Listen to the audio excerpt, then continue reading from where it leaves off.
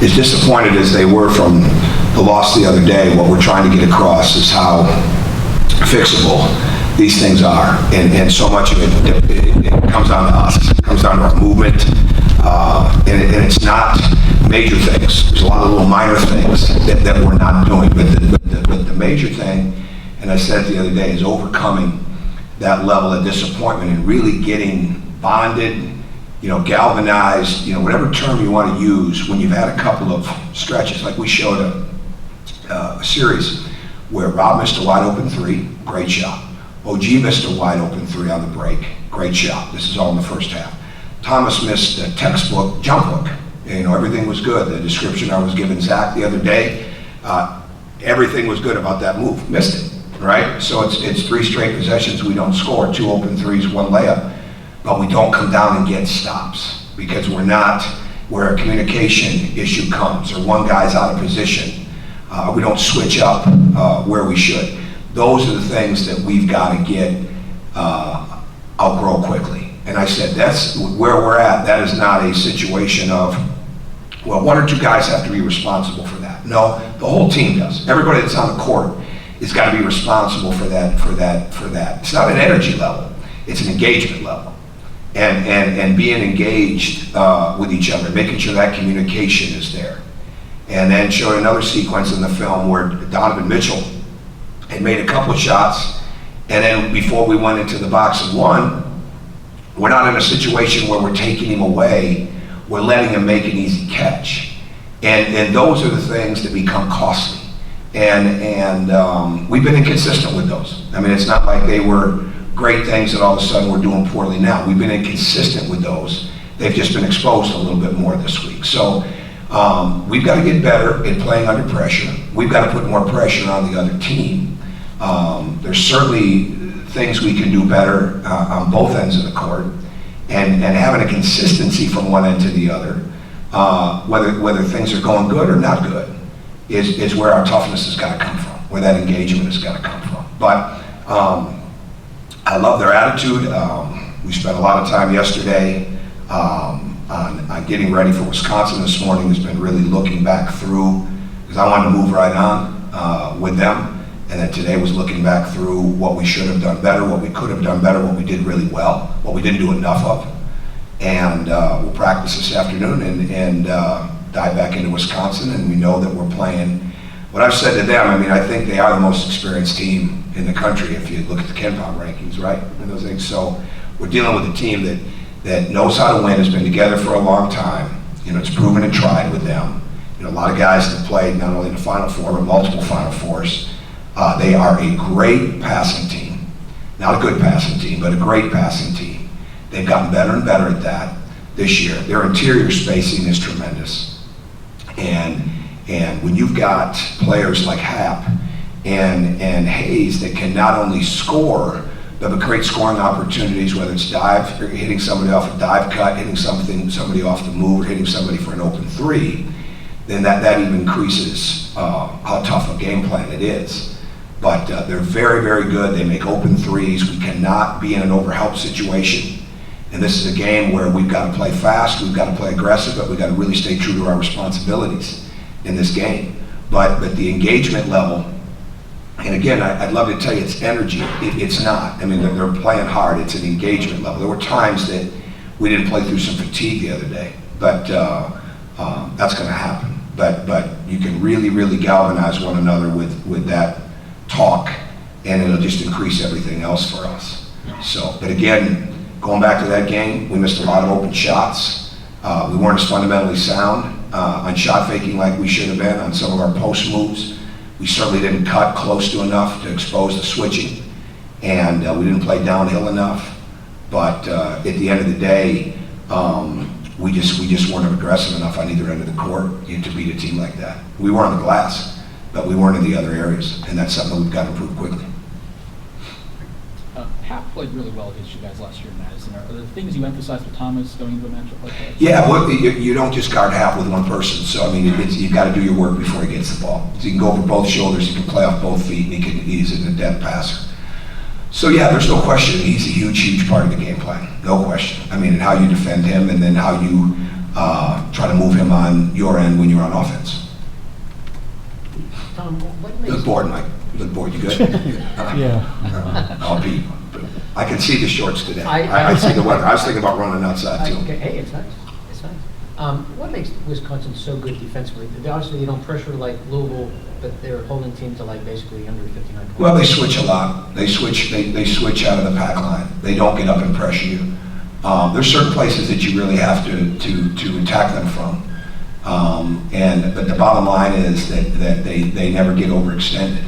And I think that's one reason that they defensive rebound so well, because they're not out chasing it. But if you just come down and play a standard, pass, cut here and there, spot up offense, they're pretty good at guarding that. There's got to be a lot of movement in your offense if you're gonna go against them. You talked about Thomas. You talk and you guys talk a lot about sort of taking what the defense gives them possession to possession, but you also talk about going through the paint a lot, whether it's the drive or the post. Is he as involved right now as you want him to be offensively? Could he do more? I guess. Oh, absolutely. But I think the ball moving from moving quicker is important. Moving from one side to the other quicker is far more important. But yeah, there's no question. He can get up into the pick and roll faster. I mean, we had one time where I showed him a clip. It took him a good 6-7 seconds to get up into the ball screen to get the action started. I mean, that we can't do that. I mean, that's not how we play. And so some of it is sprinting. Some of it is sprinting into the screen. Some of it's sprinting off the roll, or sprinting into the roll, sprinting on the pick and pop, posting harder, moving quicker, being ready to shoot. The three that he knocked down early in the game was excellent. He was right there. He's ready to knock it down. And we just got to continue to play more athletic all the way around, and he can definitely do that. But no, it's not a matter of one guy's got to do this or one guy's got to do more of that. It's just got to move quicker. It's got to move quicker. It's not being held on to. There's not enough places to throw it because we're not cutting enough, right? And we're not reading the defense enough. And this team has had a struggle with that. There's no question about it. It's a lot different team than a year ago that made so many random cuts, but we've got to continue to have those random cuts. And at the same time, we're going to probably put in more definitive cutting. But it's not about one or two people that are not doing this or that. I mean, the numbers might say that from time to time. Rob Johnson's numbers were unbelievable going into the game, and he goes 1 of 13. I mean, those things are going to happen. But the bottom line to me is that we just continue to be that I said this at the beginning of the year when Fran Fraschilla came in and gave a great line. We got the poster up on our office. The go-to man is the open man. And we just showed in the film again where our cutting could have taken place, but most importantly, a good shot. But if you make one more pass, it becomes a great shot.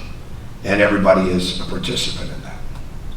Would you like to see the scheduling rules change so you don't have to play 3 home games to start the conference season, especially Sure. Considering the semester break, student attendance? Well, in all honesty, yeah, that didn't make a lot of sense to us to open up like that. And then to have them to close with 4 out of 5 on the road. I mean, it really couldn't have, I don't want to say drawn up much worse, but it certainly isn't conducive to what everybody else has got, right? But I'm not going to complain about that. It is what it is. Like I said, when the schedule came out, you look at that ending, yeah, we knew that we were going to be in a situation without the students for those games. But our energy level on last Wednesday night was incredible in here. I mean, it was excellent. And so, with the national game and Jay Billis in here and that group and the fans tomorrow night, it should be fantastic. So it is what it is. You feel bad that your students don't get to see, a couple of these games like this. But they'll be hopefully all that more ready when they get back. But they've got a scheduling philosophy in the Big Ten. They try to follow it the best that they can. And it is what it is. I mean, we've played 2 games since Wisconsin's played 1, right? I mean, it just is what it is. So you just get ready to play. And the most important thing is that you manage your team the best way possible every day. It's why you can't go back and say, well, what did we do a year ago here? What did we do 2 years ago there? Everything's different because of your games. And it's very important that we just keep adhering to that, read the team the best that we can, and then have great crowd support when they come. We didn't ask you this on Saturday, but is Devontae Green a long-term deal? No. In fact, I think he was out. He couldn't have gone the other day. Didn't he boot on the other day? Yeah. Yeah, because he had the boot. He got hurt in the Nebraska game. So he should be able to do something hopefully today, but I'm not sure he'll be cleared for tomorrow or not. So it's too early to tell. And we haven't practiced yet today, but he didn't go yesterday. So it's really that's a total day-to-day deal with him. But I don't see it long term. Tom, do you feel that you're close? And obviously, you don't want to be March ready even right now. But do you feel that you're close, even though you lost a couple games, that it's just right there? Yes and no. We're the lack of easiness that should be coming from us right now. With the cutting, with the defensive connectedness. The communication, those things are not where they need to be. And they're really not. And they've been inconsistent as it's been. So we've got to get some of that stuff better. The shooting, again, is not an issue. Are we as good a shooting team as we were a year ago? The numbers say we aren't, but you know what? We missed a bunch of open shots over there, and if we make them, they go in. And that's not an excuse of losing. We lost the game on the defensive end, too. You don't lose the game on one end of the court. You really don't. But we lost a little bit on the defensive end because we needed to be more uptick when we were missing shots on the defensive end. So the maturity has got to continue to grow, but they're great kids. They've got a tremendous work ethic. This is one of the overall hardest working groups. I just had 3 of them leave the gym now because they would like to stay in there and shoot a whole bunch of them, but we got to come back and practice here in a little while, right? And so, they want to be in there. I mean, it's not like they're not working hard. And when you've got great kids and when they're working really hard, like they are, and we got to grow up.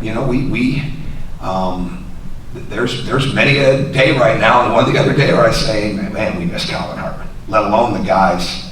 And I'm always referencing Yogi would have got over that pick, or Troy would have made that cut, or Max would have spotted here, Nick would have delivered that ball, because I want them to understand that's easy basketball if you just do it this way. But every time I say that, you realize, we lost some really valuable guys. And again, we've also won some big games without them this year, but it's the simple things that we're not grasping the way that we need to grasp.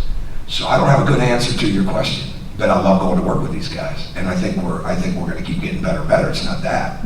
But we've got to get some of this simplicity handled and quit making it harder on ourselves than it is. Circling back to Thomas, how much you talk about moving without the ball, cutting, for a guy that is presumably spending a lot of time in a high traffic area like the post, how much would improving that help him? Oh, the cutting would. We didn't cut very well the other day. When we did, we were beneficiaries of some really good basketball. Because like I told the guys today, I've said this before to them, it's very, very rare you're going to play with one really good passing inside player. Our younger, a couple years ago we had Cody. He was a tremendous passer. They're playing with 2 in the sense of Duran and Thomas. Because Duran, one of the first things that stood out about him was his ability to pass the ball. He's got great feet and great eyes. He's going to make a big jump over the next couple of weeks. There's a couple of things that if we can really get him to take to heart inside of the game, he's going to get better. And he's getting in better shape and getting healthier. He's not completely healthy yet, which affects it a bit, but he can get that. That's going to really help us. But we've got to we either score quick or we play out of the post. It's just got to keep going in there, and it's got to keep going in there off the pass or off the drive. And then we've got to get even more. We've got to get even more from OG and Jawan in a creating plays for others sense. So I think we can. I think we can, and I think there's a few tweaks and adjustments to be made offensively, but it's really getting back to what we do well, and that's keeping the floor spaced, playing inside out. When we've done that, we've been really good. When we reverse the ball a couple of times, our numbers are tremendous, and that's the stuff we've just got to make sure we're getting back to. So it's not really. I don't know if you're going in the direction of trying to say Thomas has got to do more. They all can do more at times by doing less dribbling, less standing, and more cutting, more ball movement, more being ready to shoot, more being ready to post, more reposting, those type of things. Have you seen anything different with Wisconsin now that Greg's been there a full year. Any minor things versus? No, not really. I mean, they still run many of the same sets. Their ball movement is excellent. There's probably a little more cutting, maybe, but they were always very good moving without the ball. No, I think that's the Wisconsin system, and I'm sure he might have a different view of what he's added, different sets here and there, but he was left a pretty full coverage, let's put it that way. I mean, when you look at the guys that he's playing, and they all can shoot, so that was one of the big staples of, I mean, you look at Iverson can really, really cut without the ball. Well, his numbers are really good on the perimeter. He doesn't take many threes. So, I mean, they're really, and I shouldn't say the coverage was, Greg did a great job helping develop that cover, recruit him, and I don't want that to sound wrong, because I don't mean it like that at all. I mean, he's done a great job. He put his imprint on that team last year when it could have gone the other way, and he's got them playing really, really good basketball now, and they've been playing it for some time. You mentioned Colin a moment ago, and he's now about 3 months removed from that surgery. Do you anticipate he might be able to play? I think it would be really hard. Yeah, I think it would be really hard. I mean, there's not a timeline that's been set forth or anything like that, so I think it would be very hard. But there's nothing definitive with that. I mean, and we missed him the other day big time on the bench. He lost his grandfather on Wednesday, and he does a lot more for us than you'd realize. And I could tell he wasn't there. And again, that's not why we lost. We lost because what we didn't do on the court. But I mean, his leadership is really impactful for us. It's really good. And he's hurting, but he's back with us now. He's back yesterday, and he just rehabs, right? He's a big part of practice that he just rehabs. So just remains to be seen. But I don't have any anticipation of a date or like, yeah, this looks like this is going to happen. So we really haven't thought like that. Just let him continue to heal. At what point, if you haven't already, do you talk about like the red shirt or whatever? No, that's there if he wants it. I mean, that's certainly going to be there if he wants it. He's a college graduate, right? I mean, so it's a little bit different situation. So there's no question if he didn't play and he wanted that. But we talked about that from the very beginning, so that's not anything we discuss now. I mean, he's put a lot of time into this program, and it's not anything we've started to look at and say, okay, we need to plan for this or that. It's not like that. So, not yet, not now. All right, Coach. Okay? Thank you, Coach. Thanks, Tom. Yep.